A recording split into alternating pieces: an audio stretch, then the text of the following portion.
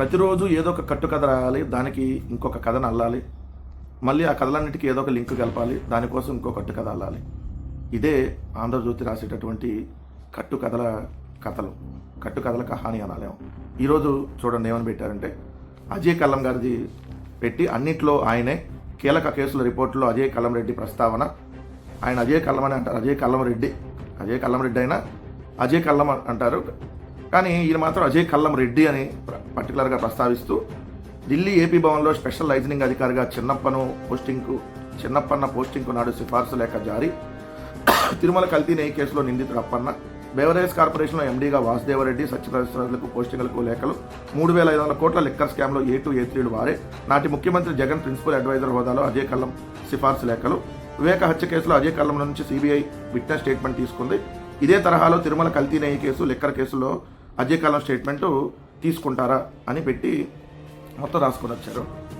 కనీసం కొంచెమన్నా సిగ్గు శరం ఏమన్నా ఏడ్స్ వచ్చిందని ఆంధ్రజ్యోతి రాధాకృష్ణ అని అడుగుతాం. 3,500 కోట్ల లిక్కర్ స్కామ్ అన్నావు కదా, 3 కోట్ల రూపాయలు పట్టుకోండి ఏమన్నా.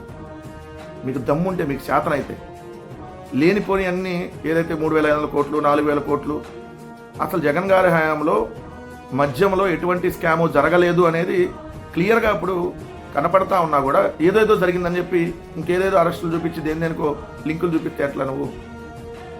ఆ కేసులో ఎవరైతే మీరు అరెస్ట్ చేశారో వాళ్ళందరూ ఈరోజు బెయిల్ మీద బయటకు వచ్చారు. చెవిరెడ్డి భాస్కర్ రెడ్డి గారు కావచ్చు, మిథున్ రెడ్డి గారు కావచ్చు, లేదంటే మీరు అన్నట్టుగా OSD కృష్ణమోహన్ రెడ్డి గారు కావచ్చు, ధనంజయ రెడ్డి గారు కావచ్చు, గోవిందప్ప బాలాజీ గారు కావచ్చు, ఇలా అందరూ ఆ కేసులో, ఎందుకంటే మీరు ఆల్రెడీ 16 నెలలు అయింది ఈ కేసులు పెట్టి, ఒకటి మీ దగ్గర ఆధారం లేదు.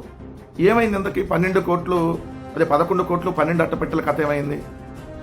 హైదరాబాద్లో ఫామ్ హౌస్లో 11 కోట్లు దొరికినాయి, ఇదిగా 12 అట్టపెట్టెలు, ఇదిగో ఇదే లెక్కర్ సొమ్ము అన్నారు కదా. ఏమైంది? దాదాపుగా 6-7 నెలలు అయింది. ఇప్పటి వరకు ఏం చేశారు ఆ డబ్బులకు సంబంధించి? కనీసం సిగ్గుండాలి. ప్రతిరోజు ఏదో తప్పుడు వార్త రాసి మళ్ళీ ఇదిగొప్పుడు నిన్న వాసుదేవరెడ్డి చేత కదా మీరు విత్డ్రా చేయించుకుంది. చంద్రబాబు నాయుడు గారి మీద మద్యం కుంభకోణానికి సంబంధించి కేసు పెట్టినటువంటి వాసుదేవరెడ్డి గారు ఈరోజు అదే వాసుదేవరెడ్డి ఎలా విత్డ్రా చేసుకున్నాడు? మీరు ఆయన మీద ప్రజలు తెచ్చే కదా విత్డ్రా చేసుకుంది. సో దానికి మీరు సమాధానం చెప్పాలి కదా. మరి ఇప్పుడు వాసుదేవరెడ్డి అరెస్ట్ అయ్యాడు, లేదంటే సత్యప్రసాద్ వాళ్ళకి పోస్టింగ్లు ఇప్పించారు అజయ్ కల్లము, లేదా అన్నిటికీ అజయ్ కల్లము, అప్పన్న, తిరుమల కల్తీ నెయ్యి కలిసిందా తిరుమలలో? ఇంకా మీరు మారరా? మీరు మనిషి పుట్టలేదా? ఇంకా మానవ జన్మలో నువ్వు బతకట్లేదా రాధాకృష్ణ? ఇంకేదన్నా గాలి జన్మల్లో బతుకుతున్నావా? మీకు వెంకటేశ్వర స్వామి సరైన శిక్ష వేస్తాడు ఖచ్చితంగా. తిరుమలలో వైఎస్ఆర్ కాంగ్రెస్ పార్టీ హయాంలో ఎటువంటి కల్తీ నెయ్యి వాడలేదు. ఆ కల్తీ నెయ్యి మొన్న మీరు వాడారు.